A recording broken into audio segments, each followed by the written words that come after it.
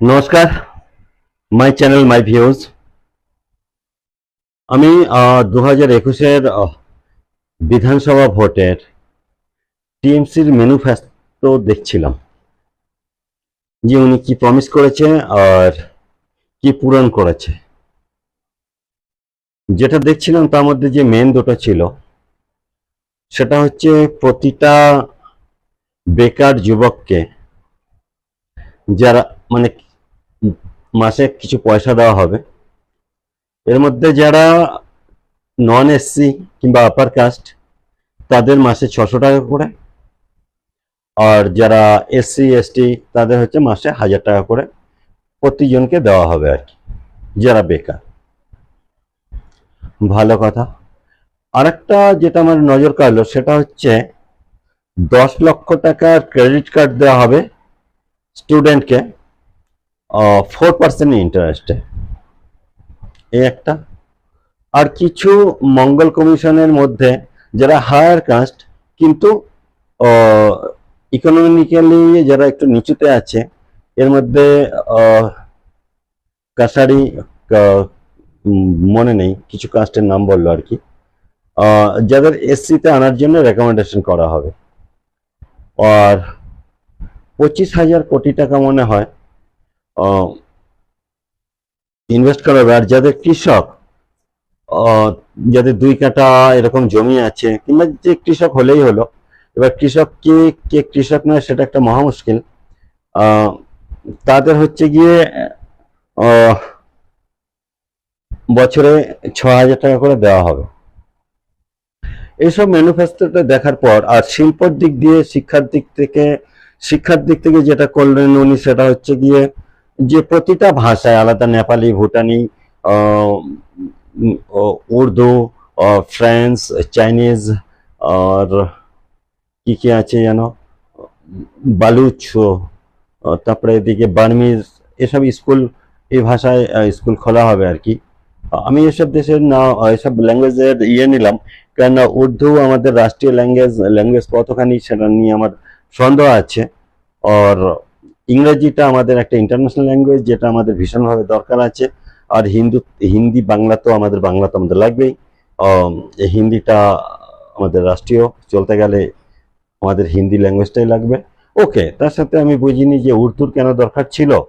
আর নেপালি তো নেপালি ল্যাঙ্গুয়েজ হচ্ছে। তো এখানে ছোট ছোট যে সাঁওতালি, নেপালি কিংবা বিদেশি মানে উর্দু, রাশিয়ান, এসব ল্যাঙ্গুয়েজ যে স্কুল খোলা হয়, তার জন্য টিচার কিংবা সেই অনুযায়ী পাওয়া যাবে কিনা সেটা নিয়ে একটা আমার বড় কোয়েশ্চেন আছে। আপনারাই বলতে পারেন কি চাষিদের সেই টাকাটা ওরা পেয়েছে কিনা। আর ক্রেডিট কার্ড যেটা 10 লাখের কথা বলেছে 4% ইন্টারেস্টে, সেটা ছাত্ররা পেয়েছে কিনা। আর স্বাস্থ্যসাথী কি অবস্থা আমি জানি না। যা হোক, ওখানে একটা গরিবদের জন্য ঘর, সেটা উনি ঘোষণা করেছিলেন আর কি নিজের ইয়েতে। তো ওয়েস্ট বেঙ্গল সরকার গরিবদের জন্য ঘর কতখানি দিচ্ছে আমি সেটাও জানি না। ওটা সেন্ট্রালের একটা নিজস্ব একটা আলাদা পরিকল্পনা আছে, কিন্তু ওটা শেয়ার ইয়েতে আছে আর কি, রাজ্য সরকার কেন্দ্রীয় সরকারের সাথে। কিন্তু এই ঘোষণায় দেখলাম যে 2021-এ সেটা হচ্ছে রাজ্য সরকারের নিজস্ব। আর একদিনের কাজ, মানে একদিনের কাজ, যেটা 2 কোটি কত ঘোষণা করেছে, যেটা আরো একদিনের কাজ করবে ওয়েস্ট বেঙ্গল বললো, কিন্তু একদিনের যে কাজটা সেটা সেন্ট্রাল গভর্নমেন্ট এখনো চালু রেখেছে কিনা সেটা নিয়ে আমার কোয়েশ্চেন আছে। ওভারঅল যেটা ওনার টিএমসি ভোটের আগে যে প্রমিস যে কি বলে ওটাকে, যে আমরা এগুলো এগুলো করবো আর কি, তাতে আমি যেটা পেয়েছি তাতে শুধু দেওয়ার কাহিনী আছে, জানেন তো, যে আপনারা এই পাবেন, আপনারা ওই পাবেন, আপনারা পাবেন এই পাবেন ওই পাবেন, এসবগুলো ছিল আর কি। কিন্তু ওভারঅল ডেভেলপমেন্টের যদি কথা বলি, যে ইন্ডাস্ট্রি খাতে কিভাবে কতখানি ইন্ডাস্ট্রিয়াল জোন বানাবে, সেখানে কত টাকা বাজেট রাখছে, কিংবা চাকরির সুযোগ ব্যবস্থা কোন ইন্ডাস্ট্রি থেকে কিভাবে আসবে, মানে আমাদের যেটা মেইন দরকার ছিল সেটা হচ্ছে চাকরি কিভাবে তৈরি করবে আর কি। আর কোলাবোরেশন আপনি সেন্ট্রালের সাথে কিভাবে করতে যাচ্ছেন তার কোনো হিসাব নেই। ইন্টারন্যাশনাল বিজনেস কিংবা শিল্প পেতে গেলে আপনি কি করতে হবে তার কোনো হিসাব নেই। আপনি স্ট্রাকচারাল ডেভেলপমেন্ট মানে রোড হলো, ব্রিজ হলো, আর হসপিটাল বড় টাইপের, এগুলো কি করবেন? স্বাস্থ্য খাতে আপনি সুযোগটা দিচ্ছেন, কিন্তু স্বাস্থ্য খাতের হসপিটালের বা মানে উন্নতির জন্য কত টাকা দিচ্ছেন তার কোনো হিসাব নেই। গভর্নমেন্টের পিছনে, গভর্নমেন্ট হসপিটালের জন্য কত টাকা দিচ্ছেন তার কোনো হিসাব নেই। স্কুলগুলোর জন্য কত টাকা দিচ্ছেন তার কোনো হিসাব নেই। এবং প্রোটেকশন, থানা পুলিশের জন্য কত কি করছেন তার কোনো হিসাব মানে কোনো প্রপোজাল কোনো কিছু আমি দেখিনি। এবং ওখানকার যে আমাদের জলীয় ইকোসিস্টেমটা রয়েছে, যেখানে চাষবাস, মৎস্য শিল্পের জন্য যেটা করা দরকার ছিল তার কোনো হিসাব নেই। এবং আমাদের এটা বলছিল যে এমএসএমই মানে স্মল ইন্ডাস্ট্রি, এর মধ্যে মধু চাষ আসে সুন্দরবনের ওদিকে, মৎস্য শিল্প আসে সুন্দরবনের ওদিকে, কুটির শিল্প আসে এমএসএমইতে, যেটা বাঁকুড়া বীরভূমের দিকটায় বলতে পারি। তার জন্য কিভাবে আপনারা কি করতে চাইছেন, এবং যদি ইন্টারন্যাশনাল আপনি ডেভেলপমেন্ট করতে চাই সেটা গভর্নমেন্ট, সেন্ট্রাল গভর্নমেন্টের সাথে কোলাবোরেশন করতে হবে, সেটা কিভাবে আসছে তার কোনো হিসাব নেই। মানে সেরকম প্রপোজাল, স্বপ্ন কোনো কিছুই ছিল না। তো ওভারঅল যেটা দাঁড়িয়েছে, চাকরি চাকরি বলতে প্রচুর চাকরি শিক্ষা ক্ষেত্রে নিশ্চয় দেওয়া হয়েছিল। আর এরা বলেছিল যে এডুকেশন হাব বানাবে। মমতা ব্যানার্জি যে কথাটা ঘুরে ফিরিয়ে যেটা বলেছিল education hub, but education hub বানাতে গেলে টিচার দরকার, ইনভেস্ট দরকার। টিচার্স তো দরকার আছে, কিন্তু আনএডুকেটেড টিচার্স দিয়ে তো হবে না। যাই হোক, উনি কথা শুরুতেই যেটা উনি বলেছেন, আমাদের বাংলা হচ্ছে গিয়ে মহাপুরুষদের জায়গা, যেখানে কাজী নজরুল ইসলামের কথা বলা হয়েছে, রবীন্দ্রনাথের কথা বলা হয়েছে, বাংলা ভাষার জনক বিদ্যাসাগরের কথা বলা হয়েছে, আর বঙ্কিমচন্দ্রের কথা বলা মনে হয়নি। এছাড়াও আমাদের বড় বড় কবি কিংবা সাহিত্যিক সুনীল গঙ্গোপাধ্যায়, সমরেশ বসু, আর মহেশ্বেতা দেবী, এনাদের কথা হয়তো উনি উল্লেখ করেননি। সুকুমার রায় ওনার নিশ্চয়ই মনে ছিল, কেননা ওনার ফেমাস যেটাকে আমি এই সময় মডার্ন কবিতাতে আমরা আমেরিকান মেক্সিকান কবিতাতে দেখতে পাই, গানগুলো আসে। আমাদের হনি সিং এর যে গানগুলো আছে সেটাও অনেকখানি আমাদের সুকুমার রায়ের থেকে উদ্ধৃত আমি মনে করি আর কি। যাই হোক, আমাদের মমতা ব্যানার্জি যে মুখ্যমন্ত্রী, উনিও সুকুমার রায়কে প্রচুর উদ্ধৃতি তুলে ধরেন আর কি। মানে ছন্দটা আর কি, রবীন্দ্রসঙ্গীতটাকে উনি অনেক সময় দেখেছি যে ছন্দ চেঞ্জ করে সুকুমার রায়ের গদ্য পদ্যের দিকে নিয়ে চলে আসেন গানগুলো। ভালো লাগে শুনতে, মডার্ন রিমিক্স যাকে বলা হয় এই সময়, সেটা ভালো লাগে। বাট আমার কাছে কোয়েশ্চেন হচ্ছে গিয়ে যে প্যাম্পলেট, ইলেকশন প্যাম্পলেটটা যিনি উনি বের করেছিলেন, আদৌ কি আপনারা এটা দেখে ভোট দিয়েছিলেন? কেননা প্রচুর ভোটে জিতেছিলেন আর কি। আমি বাঙালি সবাইকে, ওয়েস্ট বেঙ্গলের ভোটারদের আমার কাছে কোয়েশ্চেন আছে আর কি, আপনার কি মমতা ব্যানার্জি যে প্রমিসেস করেছিল আর কি, যে ভোটের আগে যে আমরা এলে এই করব, এই এতে আপনারা ওকে বিপুল ভোটে জিতিয়েছেন? যদি জিতিয়ে থাকেন তো ভালো কথা, খুশির খবর। কিন্তু এবার আমি একটা হিসাব চাইবো যে উনি কি যে প্রমিস করেছিলেন আর আপনারা কি পাচ্ছেন। নিশ্চয়ই প্রমিস অনুযায়ী আপনারা স্যাটিসফাইড আছেন, কিন্তু আমার ভিউ বিলকুল আলাদা। উনি আমাদের বাংলার যে কথা বলেছিলেন আর কি, ঐতিহ্য, যে আমাদের বিদ্যাসাগর, রবীন্দ্রনাথ, নজরুল এদের যে কথা বলেছিলেন, আমার মনে হয় ওটা যে 70 দশক অব্দি সব ঠিকঠাক ছিল, জানেন তো। এরপরে কমিউনিজম আসার পর মমতা ব্যানার্জি এই সময় বলতে পারবেন রিসেন্ট, বিলকুল এই সময়ে, যে আমাদের যে সম্মানীয় ভারতীয় বাঙালি কতজন কি আমাদের ওয়েস্ট বেঙ্গলের জন্য কিংবা আমাদের বাঙালিদের জন্য কত কি করে বেড়াচ্ছে। আমি জানি না, আমার তো মনে হয় আমার এই মুহূর্তে যে বাঙালি সমাজের যে উন্নতি, রেনেসাঁস যেটাকে বলবো, সেটা আমরা 70 দশকের আগে যেটা পেয়েছি এই সময় বিলকুল কুপকাত হয়েছে। আমাদের একজন শান্তিনিকেতন ওখানে কেউ একজন পেয়েছিলেন আর কি, নোবেল পুরস্কার পেয়েছিলেন অমর্ত্য সেন, ওকে অমৃত্য না অমৃত্য, হ্যাঁ এরকম কিছু একজন নোবেল পুরস্কার পেয়েছিলেন। আরেকজন বাঙালি ডক্টর ইউনুসও পেয়েছে। আর মমতা ব্যানার্জি শুরুতেই যে কথাটা বলেছিলেন আর কি, যে ইউনেস্কোর দিক থেকে আমাদের ছোট ছোট অনেক প্রজেক্ট নাম্বার 1 হয়েছে আর কি। ভালো কথা, লেকিন ইউনেস্কোর কথা বাদ দিন। ইউনেস্কো তো যখন তখন যাকে ইচ্ছা তাকে ইউনেস্কো ওয়েস্টার্ন যে অ্যাওয়ার্ড দেয় আর কি, যেগুলোর কথা বলছি আর কি, আহ, যেটা আমাদের দিল্লির চিফ মিনিস্টার, ওর নাম কি যেন, যে জেলে থাকে এখন, অরবিন্দ কেজরিওয়াল, উনি দারুর ইস্যু নিয়ে, মানে মদের বিজনেস নিয়ে উনি জেলে চলে গেছেন। আর ডক্টর ইউনুসকে भी জানেন বাংলাদেশে কি হয়েছে। তার মানে ওয়েস্টার্ন যে আমাদের অ্যাওয়ার্ড টাওয়ার্ড মেলে ওগুলো আর কিছু নেই, ঢপের কীর্তন ছাড়া আমার কি অন্য কিছু মনে হয় না। যে আমাদের পাকাও, মানে এমনিতে আমরা পাকাও বাঙালিরা, ওরা ভালো করেই জানে যে রবীন্দ্রনাথ, আহ, আমি ওনাকে আমি রেসপেক্ট করে কথা বলছি, যে রবীন্দ্রনাথ নোবেল অ্যাওয়ার্ড পাওয়ার পরে যে বাঙালিদের মধ্যে যে একটা আপনাদের আত্ম অহমিয়ত, আত্মগর্বীয় ভাব খুব বেড়ে গেছে, মানে খুবই ভাবে বেড়েছিল আর কি, সেই এটা ওয়েস্ট ভালো করেই জানে আর কি। আমরা কোনোদিন সায়েন্স বাগেরাতে তেমন কিছু পাই না, আমরা পলিটিক্স কিংবা সোশ্যালিজম কিংবা কবিতা টবিতা হচ্ছে ও তো আমরা পেয়ে যাই আর কি। তো আসলে যে নোবেল পুরস্কারগুলো সেগুলো আমাদের রেয়ার চান্স আমাদের ইন্ডিয়ার দিকে আসে।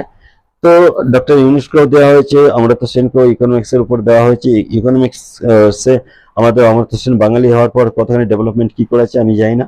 আর ইউনেস্কোর অ্যাওয়ার্ড বলুন না যাই বলুন, আমাদের মমতা ব্যানার্জিকেও দেওয়া হয়, আমাদের কেজরিওয়ালকেও দেওয়া হয়, মোটামুটি যারা বিরোধী থাকে তাদেরই দেওয়া হয়। তো I am not impressed for the UNESCO heritage जो भी যে অ্যাওয়ার্ড ম্যাওয়ার্ড পায় আর কি ওয়েস্ট থেকে। আমাদের ওয়েস্ট বেঙ্গল গভর্নমেন্ট কোনো সময় আমাদের মমতা দিদিকে কোনো অ্যাওয়ার্ড দিয়েছে কিনা আমার জানা নেই এখন অবধি। সেন্ট্রাল গভর্নমেন্ট দিয়েছে কিনা সেটা নিয়ে আমার কোয়েশ্চেন আছে, হয়তো দেয়নি। যাই হোক, আপনারা কি খুশি আছেন এতে? আমি মনে করি যে মমতা ব্যানার্জি যে বাঙালিদের নিয়ে গর্ব করছেন আর কি, সেটা এক্স পাস্ট হয়ে গেছে আর কি, 70-এর আগে কিংবা ইংরেজদের সময়কার। বাকি আমাদের ওয়েস্ট বেঙ্গলের হালত আপনারা ভালো করেই জানেন।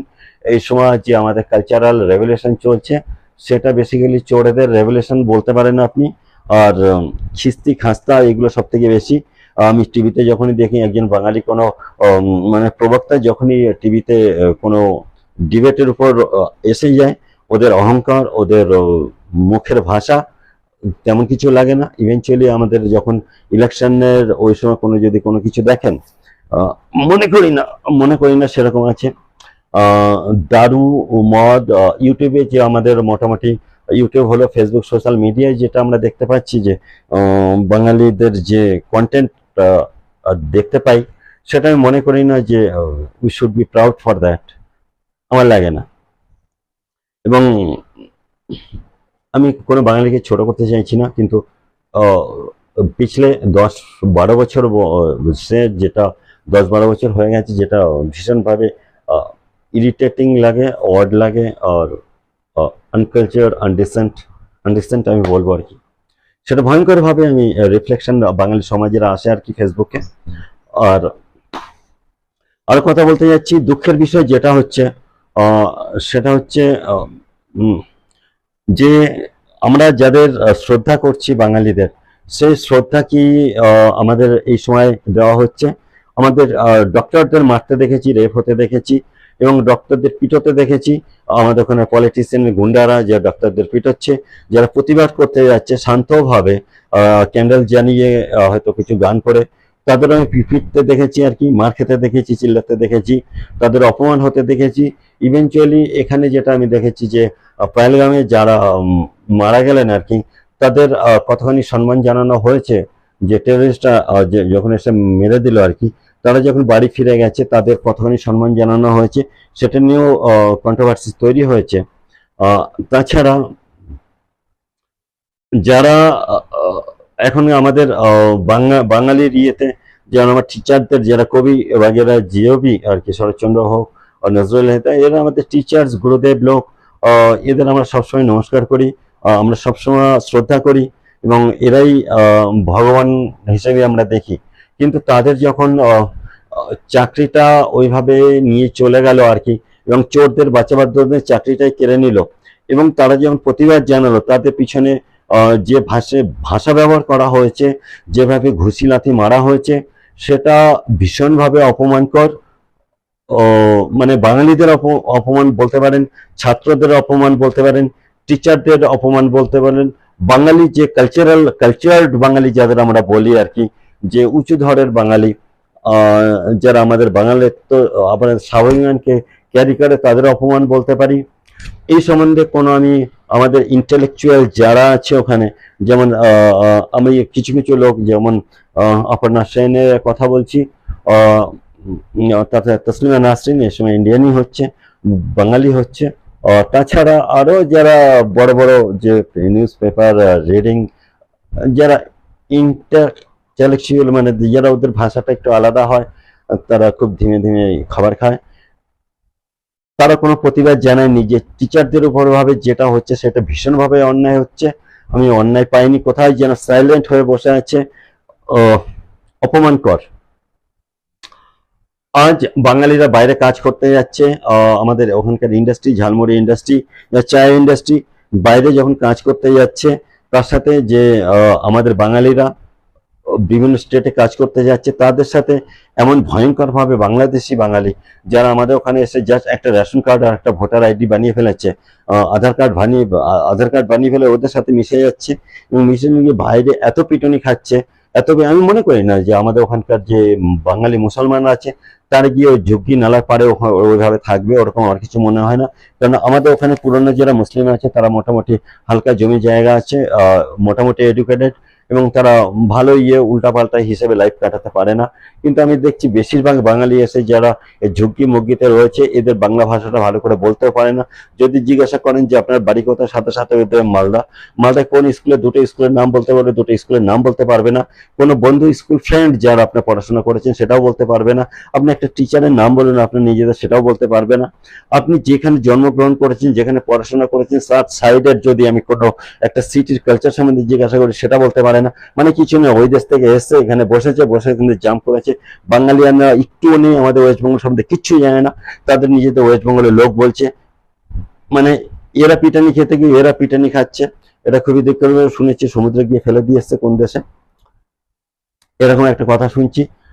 আর আমার আজকে ভিডিওটা এই কারণেই ছিল কি, আপনার কি এই কারণে ভোট দিয়েছিলেন যে ডাক্তারদের পিটাবে, টিচারদের পিটাবে, পুরো চুরি করবে, এই হিসাবে চাকরি দেওয়া হবে? আপনাদের কি এটাই ভালো বলে ভেবেছিলেন? যদি ভালো ভেবে থাকেন তাহলে আপনাদের সোচ, আপনাদের নমস্কার ভাই, কেউ আপনাদের ভগবানও ভালো করতে পারবে না। 50 বছর ধরে দেখে এসেছি যে সিপিএমরা কিভাবে অত্যাচার করে চলে এসছে। 15 বছর ধরে দেখছি যে সিপিএমরা অ্যাটলিস্ট এই চুরি মুড়ি এগুলো তো করেনি, কিন্তু কি এই অবস্থায় যেভাবে অত্যাচার হচ্ছে, মানে সমাজের একেবারে উঁচু মহলের সমস্ত টিচার, ডাক্তার, কদিন পরে দেখবেন আপনারা যারা কলাকার তাদেরও পিটানো হচ্ছে। কোনো ব্যাপার নেই, আপনারা যদি এসে খুশি থাকেন তো খুশি থাকুন। আমার মানে দুঃখ হয় আর কি এই ব্যাপারটা।